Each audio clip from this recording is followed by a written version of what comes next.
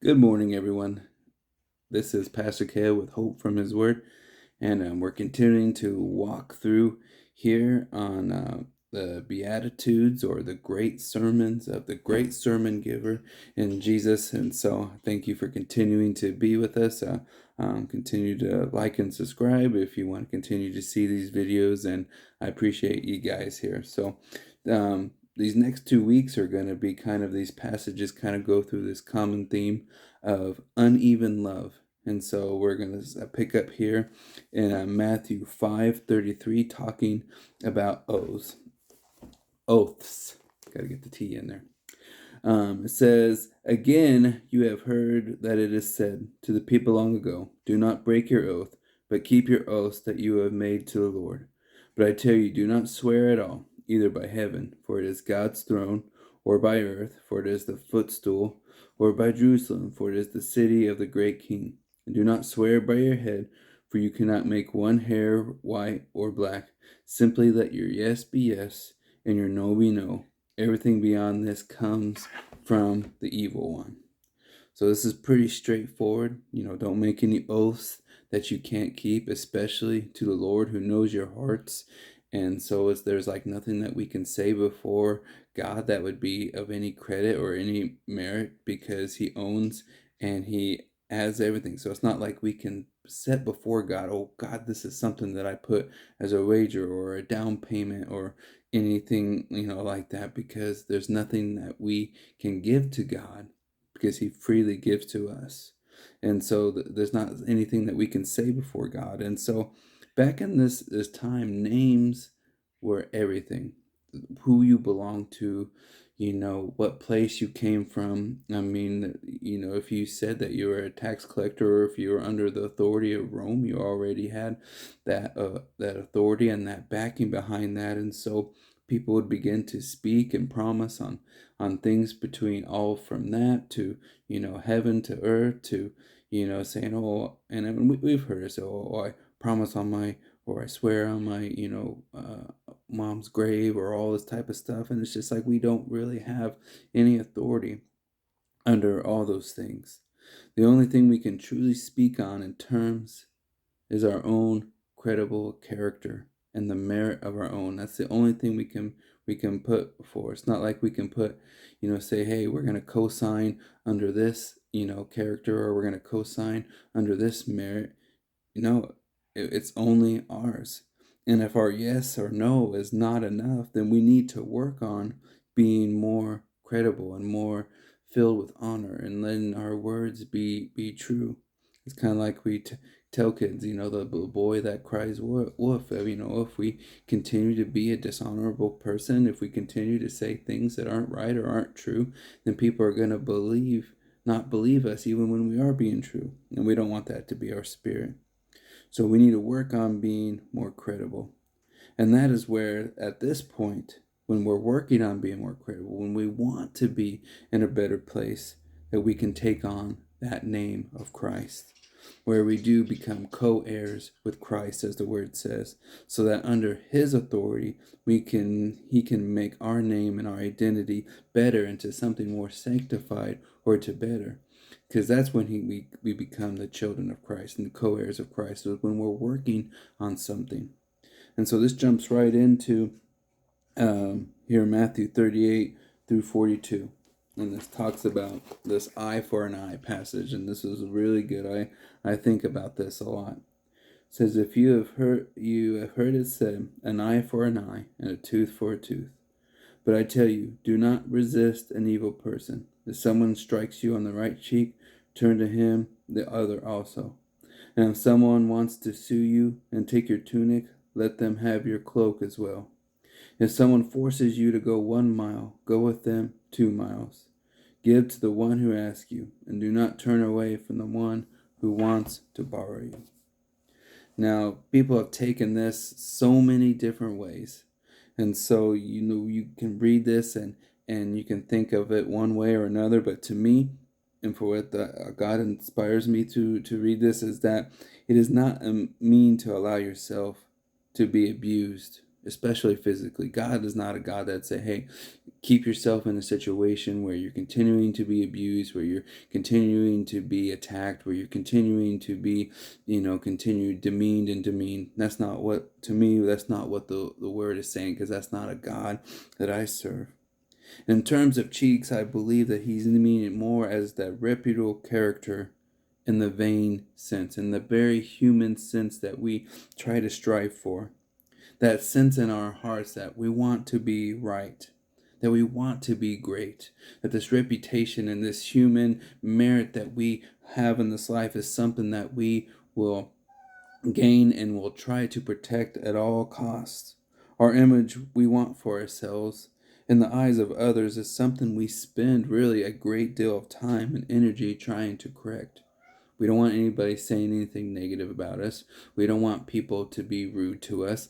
And so sometimes we'll go to these crazy lengths to defend ourselves and defend or to be right. And we'll argue upon arguing, and we'll argue till the sun comes up, just trying to protect this image of ourselves that we want to be right. But we're really damaging ourselves when we do that.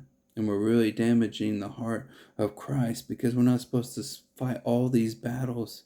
In the end, Jesus is calling us, would you be willing to lay down that reputation, lay down that sense of trying to be right all the time? I working through behavioral health through all the years, I've seen so many kids that get wrapped up and they fight, and you can just see they're just so tense. Oh, they can't say anything bad about me. Oh, if they're gonna say something bad about me, I'm gonna rise up, I'm gonna punch them in the face, and then I gotta protect me. I gotta protect number one. And that comes from a sense of being in this self-preservation or survival mode all the time. And God hasn't called us to be in a survival mode. He's called us to be in a thrive mode, to know our worth, to know who we are, to say, you know what? It doesn't as much matter what people say about me. It doesn't matter if I have to be right, as long as I'm right with God and I know what God says about me. So Jesus is saying, would you fight not for the image of ourselves, but for the image of God, for these things not of that we can find on earth, but the things of God. Jesus saying, would you lay down that reputation that we're so dearly trying to fight for? Will you allow yourself to look less?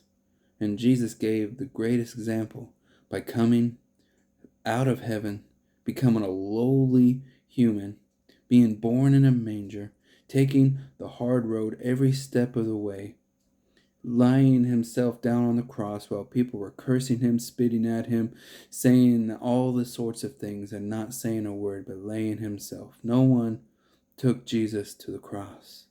He took himself to the cross, and he laid himself down in the middle of the accusations, knowing who he is and knowing his purpose. He was the bigger person. He was the bigger God for us all. He said, would you allow yourself to hurt at times? And I'm talking about your reputation, your image, your vanity, hurt at times without looking to also hurt others. Because, man, once someone strikes out at us, and hits our inner self, we're like, okay, man, here we go. The gloves are off. Let's retaliate. Let's get them hurting as much as we're hurting. But you see, that just leaves a whole world hurting.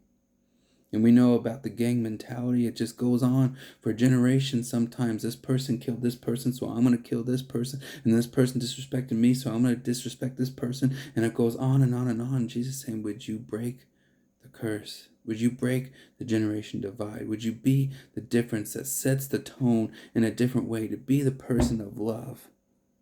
Let yourself hurt at times without looking to hurt others.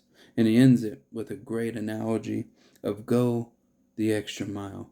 If someone asks you to go 1 mile, go the second mile with them. And this is deep in the history of this time of Jerusalem, when they're under the rule of the Roman Empire, where they talks have been about that authority, about that rule, where they were not only getting taxes at times, but they could literally say, hey, if I want your home, I need to come in your home. I need it for my soldiers. I got everything that you own, if it came down to it, could be ruled and could be say, hey, I need that. And what would happen sometimes is that you get all these highways and byways and soldiers that are going this way and that way and are going to one destination to another, and they have all this gear. They really, under the authority of Rome, had the authority to ask individuals and say, hey, you carry my pack. You carry my supplies that I'm saying. And, they kept it within, a moderate rule. You can go with them a mile. And so it didn't matter what you were doing that day. You could be super busy trying to get the kids to school, trying to go to the market, try to get this. And they say, hey, I need you to carry my pack a mile. And you'd have to stop everything. Or you could be thrown to jail or, even killed. And so Jesus taking that says, you know what? Take this heart that says, you know what? I will not just do what I think is required of me or what I think I should do. I'm going to go even further than what society or rules or what limitations that would be. I'm going to go even more. I'm going to go the second mile and to show them of love. And this really begins to show us that, the love of God, the requirement is such an uneven thing. He's saying, am I really supposed to show love to people that aren't going to give it back? Yes, we are, because Christ did that for us. Am I supposed to show mercy to those that don't even think about showing any type of mercy to anybody or anything? Yes, we are, because that's what Christ did for us. We're supposed to go the extra mile. We're supposed to love more. We're supposed to let our love be uneven. It's supposed to be a matter of pride, not in ourselves, but in God, saying, God, I'm going to pour out everything I have. My love is going to be uneven to everyone those around me. They're going to know that I loved with all the entirety of my heart. And that's the call of God. And it comes down here to, it says that we're to be a person of love that is uneven, where we're to give even out and even to the point of what we're trying to get back from others. Give more than what we expect to get back from others. And when we do that, we find ourselves in the place of, and I'm going to end with this and let you guys think about this. We have Luke 6:38. And you guys have probably heard this before. Let me get this over here. 6:38. It says, give, and it will be given back to you. A good measure, pressed down, shaken together, and running over will be poured into your lap. For with the measure you use, it will be measured back unto you.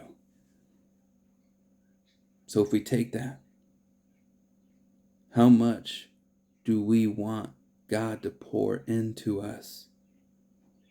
That's going to be a direct correlation of the amount that we're pouring out onto others. And that's the great challenge. Go and be blessed. Continue to watch and subscribe. We'll catch you guys next week for part 2 of this.